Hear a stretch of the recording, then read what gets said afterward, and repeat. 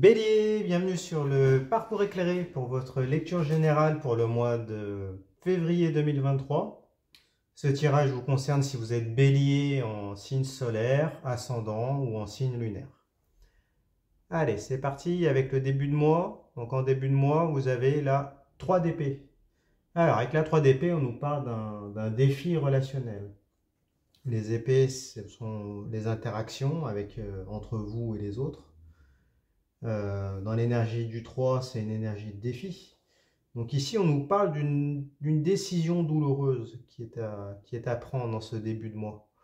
Si on regarde le détail des images, vous avez un cœur qui est transpercé par 3 épées, ce qui symbolise ici la bataille entre la raison, qui sont symbolisées par les épées, et puis le cœur, la passion, ici.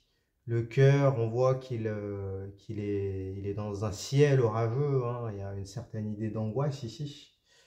Et on ne sait pas si le cœur va pouvoir euh, rester vivant, hein, et se débarrasser des 3 épées, ou si ces 3 épées vont pouvoir ici tuer le cœur, éteindre la passion représentée par le cœur.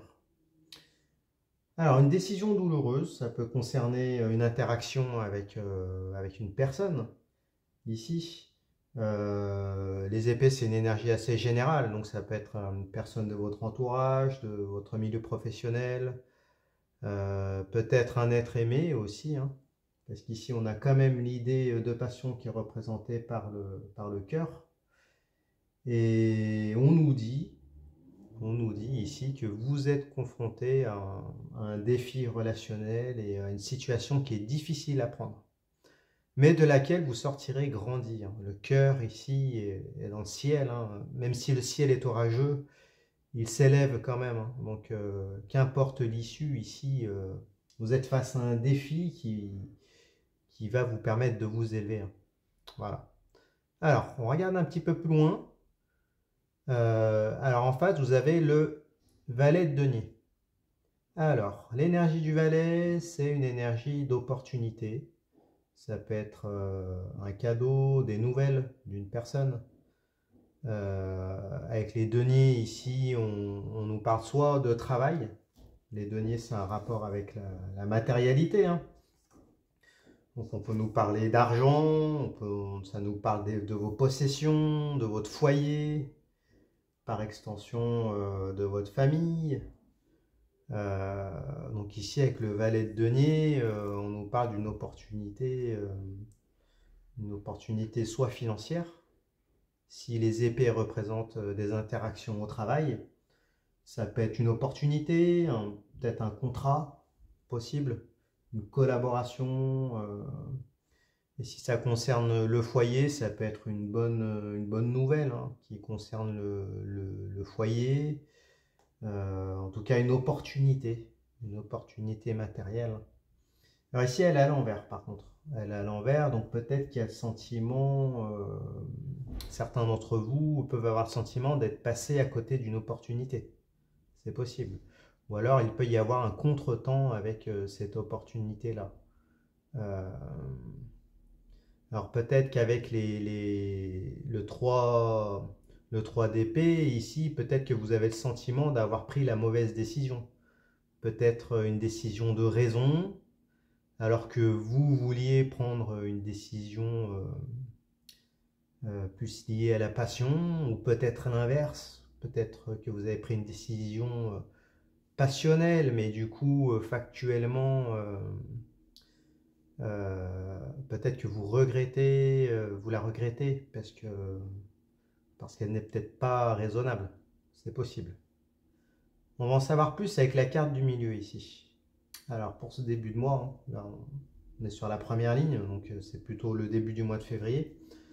Alors, vous avez la force, arcane majeure. Alors, que nous dit la force? Ici, elle est retournée, quand même. Elle est retournée.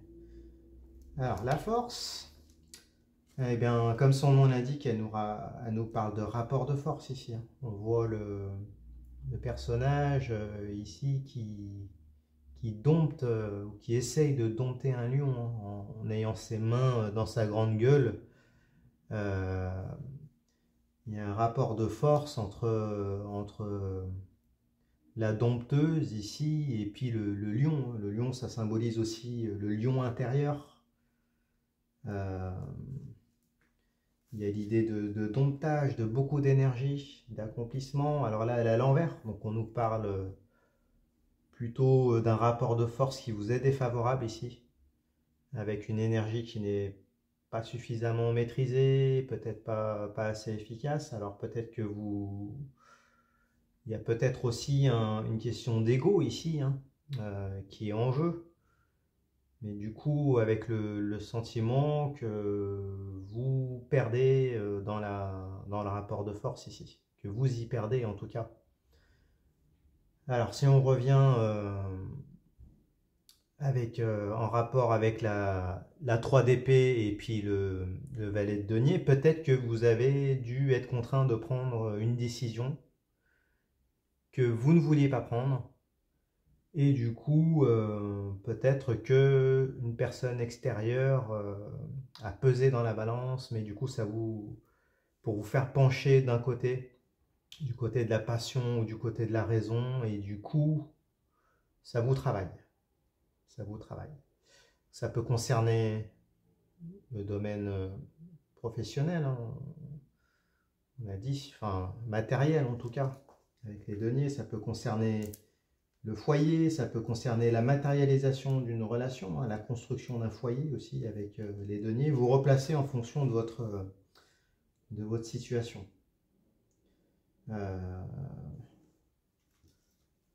Vous replacez. On va en savoir un peu plus loin.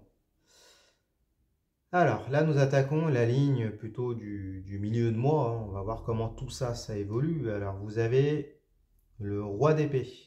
Roi d'épée à l'envers. Alors le roi d'épée, avec l'énergie du roi, on est dans des énergies de maîtrise active. Les épées, c'est l'arme physico-mentale qui sert dans vos rapports de force entre vous et l'extérieur. Donc le roi d'épée, c'est celui qui maîtrise les interactions physiques. C'est un leader, c'est le maître de l'échiquier, celui qui décide, c'est un fin stratège. Il y a l'idée d'invincibilité derrière le roi d'épée. Alors là, elle est à l'envers. Peut-être que il y a une question d'orgueil ici, peut-être d'orgueil démesuré, si on fait le rapport avec la force ici. Et le rapport de force, le rapport d'ego, ici avec le roi d'épée, il y a toujours cette idée d'ego, de vouloir tout maîtriser, d'avoir une stratégie et d'essayer de tout contrôler. Alors, elle est à l'envers ici, donc peut-être qu'il y a une question d'orgueil, peut-être que vous ne voulez pas prendre finalement la décision qui s'imposerait, peut-être que vous êtes confronté à une décision Puis il y a la passion, et il serait raisonnable de prendre la décision de raison, mais du coup peut-être que vous êtes buté et vous prenez la décision la plus stratégique qui vous profite le plus. Ou peut-être, justement, comme elle est à l'envers, vous avez le sentiment de ne pas avoir pris la meilleure décision pour vous. C'est possible. Et donc, du coup, de perdre le contrôle, ce qui est insécurisant pour certains d'entre vous ici. Voilà, c'est ce qu'on nous dit. On va regarder en face pour avoir plus de précision. Vous avez le chariot, arcane majeur, qui est à l'envers aussi. Alors, avec le chariot, on nous parle d'autonomie, de maîtrise. D'accord? On voit que le personnage ici, qui est dans le char, il est tout seul aux commandes. Il doit faire en sorte que les deux sphinx qui sont là progressent dans la même direction. Sinon, si ce n'est pas le cas, le char se renverse. Donc, du coup, il doit garder la maîtrise de ces deux petits sphinx ici pour pouvoir les mener vers un but. Un but commun, du coup, ici, entre deux personnes. Bon. On nous parle d'une certaine forme d'autonomie aussi, d'accord, hein, comme il est tout seul. Alors ici, elle est à l'envers. Donc du coup, on nous parle plutôt d'obstacles ici. Une difficulté à faire en sorte que les deux intérêts, les deux sphinx qui sont là, puissent aller dans la même direction et rejoindre un but commun. On nous parle d'obstacles et donc du coup peut-être de beaucoup d'énergie dépensée avec la force pour rien. En tout cas avec une certaine inefficacité. Voilà, on vous dit attention au burn-out, du coup, hein, parce que vous avez l'air d'être travaillé. Hein, on voit qu'ici, avec la 3 d'épée, ça mouline beaucoup dans la tête. Il y a cette question de leadership, de pouvoir, de contrôle qui est présente aussi, de rapport de force. Et donc, du coup, une situation mal vécue parce que il y a difficulté de faire progresser les deux sphinx, donc les deux intérêts, vers un même but. Hein. Donc, s'il s'agit d'une relation, bah, peut-être que la personne avec qui vous êtes, vous avez des désaccords par rapport à vos objectifs de vie. C'est possible. Peut-être que vous avez le sentiment de faire trop de concessions avec la force à l'envers, le roi d'épée à l'envers. Et donc, du coup, ça vous déstabilise. Vous avez l'impression d'être inefficace, de ne pas être à votre place. Il y a une idée angoissante. Si ça concerne le travail, bah, peut-être qu'il y a des divergences hein, avec un collègue. S'il s'agit de la famille, avec les deniers, il y a peut-être une forme de désaccord aussi. Et si c'est la personne avec qui vous êtes, ben voilà, des désaccords dans la matérialisation de votre relation. En tout cas, dans les objectifs communs, il y a des désaccords. Bon, on va en savoir un petit peu plus. On regarde un peu plus loin. Vous avez la reine d'épée. Ah, c'est amusant, vous avez les deux. Vous avez le roi d'épée et la reine d'épée. Bon. Alors, avec la reine d'épée, on est dans des énergies plus féminines, du coup, plus passives, de maîtrise passive. On est toujours dans les épées, donc on est toujours dans les rapports de force entre vous et l'extérieur. Alors, avec la reine d'épée, ici, on nous parle de... On nous dit que il y a une certaine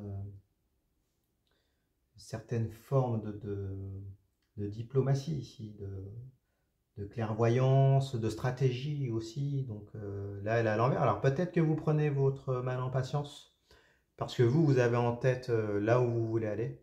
Je pense que c'est ce qu'on nous dit ici avec la reine d'épée, d'autant plus qu'elle est à l'endroit.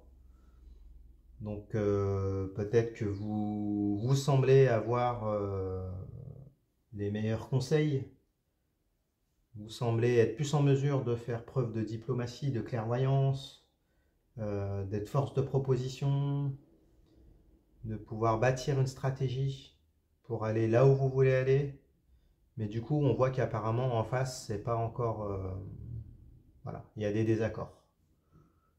Que ça soit dans le travail, la famille, avec une relation, la personne que vous aimez. Il y a en tout cas cette distribution-là dans les rapports de force entre vous et cette personne. La personne apparemment en face a l'air assez butée quand même. Hein.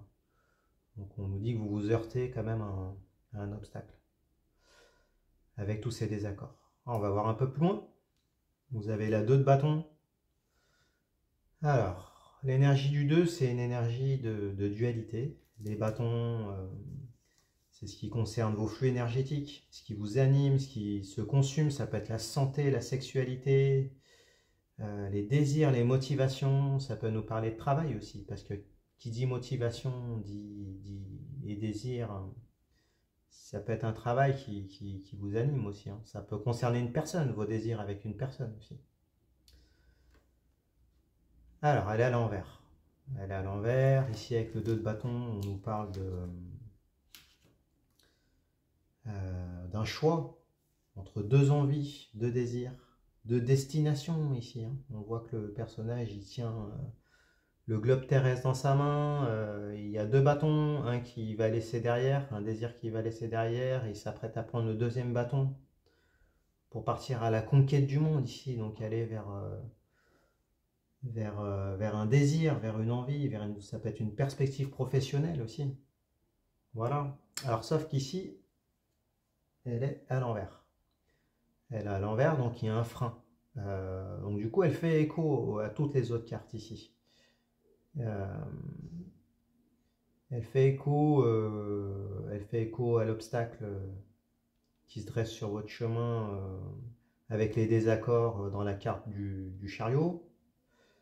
Elle fait aussi écho au rapport de force avec la force à l'envers qui vous semble défavorable, de cette décision entre la passion et la raison qui est symbolisée par le 3 d'épée. Donc on nous dit qu'ici peut-être que vous avez le sentiment, ça le confirme, que vous avez pris la mauvaise décision et du coup votre cœur, votre tête regarde ailleurs. Regarde ailleurs. Vous, c'est pas ce que vous souhaitiez. Voilà, en tout cas, il y a un sentiment de regret. Il y a un sentiment de regret. Euh, bon, peut-être que vous vous posez la question de savoir est-ce que finalement, cette situation-là, elle ne me convient pas avec la personne avec laquelle je suis ou au travail, ça ne me convient pas. Ou alors peut-être que vous vous dites que avec un membre de votre famille, ça ne vous convient pas et vous envisagez, enfin, même si apparemment vous actez, vous faites des concessions en faveur de la personne à laquelle vous pensez, vous avez la tête, vous, à d'autres désirs et d'autres envies. Alors, on va voir comment le mois se termine, comment tout ça, ça va se dénouer. Alors, vous avez le roi de bâton. Le roi de bâton, avec le roi, on nous parle d'énergie, de maîtrise active. Avec les bâtons, nous l'avons dit, on vous parle de vos flux énergétiques vitaux, ce qui vous anime, la santé, la sexualité, les désirs, les motivations, par extension le travail. Donc là, vous l'avez à l'endroit. Vous l'avez à l'endroit, ce qui est très bien. Ce qui est très bien. Donc ici, on nous parle avec le roi de bâton, de maîtrise de vos flux énergétiques. Alors ça peut être un regain de vigueur ici. Un regain d'énergie, beaucoup de dynamisme. Une énergie créatrice très importante, une réalisation professionnelle. Donc il semblerait que votre mois se termine bien. Peut-être que finalement il va y avoir un retournement de situation. Peut-être que la personne à qui vous pensez va avoir des prises de conscience et du coup il se peut qu'il y ait un retournement de situation ici. En tout cas, vous allez avoir un regain d'énergie, de vigueur, de désir, beaucoup de fougue et en même temps beaucoup de maîtrise, beaucoup de capacité à pouvoir créer. C'est très très bien, c'est une très très bonne carte, le roi de bâton. On va en savoir un petit peu plus. Alors, vous avez la 9 d'épée. La 9 d'épée, l'énergie du 9, on nous dit que vous êtes presque à la fin d'un cycle. Le 9, c'est juste avant le 10. Il y a l'imminence d'une étape décisive ici. Alors, elle est à l'envers. Bon, les épées, on est toujours dans les rapports de force, aux interactions entre vous et l'extérieur, vous et une personne. Ici, avec le 9 d'épée, on nous parle d'angoisse. On nous parle d'angoisse. Si on regarde dans le détail des illustrations, on voit un personnage qui se prend la tête, qui a du mal à dormir, qui imagine le pire ici avec les épées qui sont matérialisées dans le noir, dans l'obscurité de la chambre. Et puis ce lit qui semble se transformer en cercueil. Toute cette angoisse qui est grande angoisse qui est présente ici. Donc là, on nous dit que il y a une période de doute, une période angoissante, d'incertitude, peut-être un sentiment de vulnérabilité qui vous tracasse, et comme elle est à l'envers, on vous dit de ne pas vous en faire, hein, parce que vous avez l'énergie avec le roi de bâton qui est là, l'énergie nécessaire pour pouvoir rebondir. Mais malgré tout, voilà, vous semblez d'un tempérament quand même à vous prendre la tête et puis à imaginer le pire, même si factuellement, tout peut aller bien et tout peut se renverser, la situation peut se renverser. Alors peut-être que si elle se renverse, du coup, après vous allez penser à la deuxième décision qui aurait pu être prise et à toutes ses conséquences.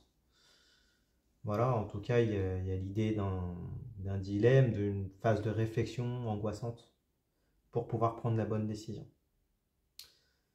On regarde la carte de synthèse. Alors, vous avez la roue de fortune, arcane majeur, à l'endroit. Et ben, très bonne nouvelle, très bonne nouvelle ici. Alors, la roue de fortune, elle nous parle de mouvement. Il va y avoir une surprise ici.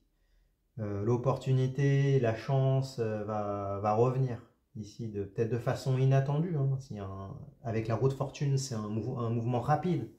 Il y a l'idée d'une surprise, il y a de chance ici. Donc il se pourrait bien que finalement tout rentre dans l'ordre en fin de mois. L'énergie revient avec le roi de bâton, malgré toute cette angoisse, de cette incertitude, semblerait-il, va surgir la chance. La roue va tourner dans le bon sens et du coup il va y avoir un retournement de situation ici à la fin du mois. Alors si ça concerne une personne à laquelle vous pensez, peut-être qu'elle finalement elle va changer d'avis. Peut-être que vous allez trouver des points de convergence. S'il s'agit du travail, il va y avoir une solution, peut-être inattendue, qui va arriver. C'est possible si ça concerne une personne de votre famille, pareil. Si ça concerne la matérialisation de quelque chose ou une relation, pareil, il peut y avoir un retournement de situation ou alors une nouvelle opportunité complètement différente. La roue tourne finalement, le karma intervient, la situation change et du coup vous êtes redynamisé, vos désirs reviennent, tout se débloque et vous finissez le mois du coup sur un coup de chance, sur un retournement de situation inattendu. Voilà, donc c'est très positif. Hein. Le mois démarre plutôt mal, mais à la fin, waouh, la solution arrive avec la roue de fortune.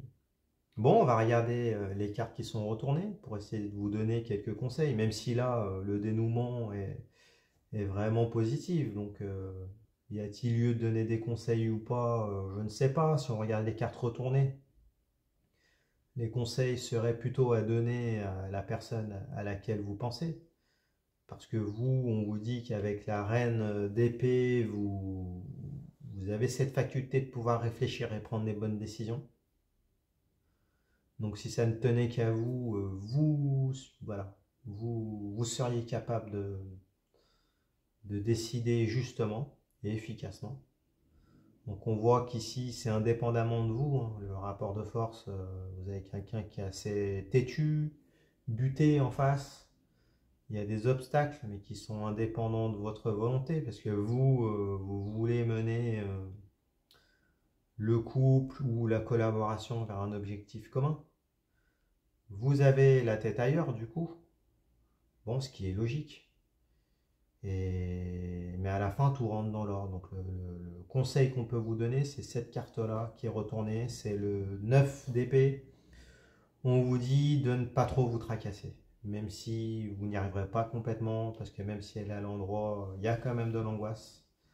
Voilà, mais on vous encourage à essayer de rester positif le plus possible et à avoir confiance en l'avenir, parce que la chance est de votre côté. Voilà. Voilà, j'espère que ce tirage vous a plu. Si c'est le cas, mettez-moi un pouce, abonnez-vous, faites des commentaires. C'est toujours sympa de voir comment se matérialisent les événements du tirage dans votre vie.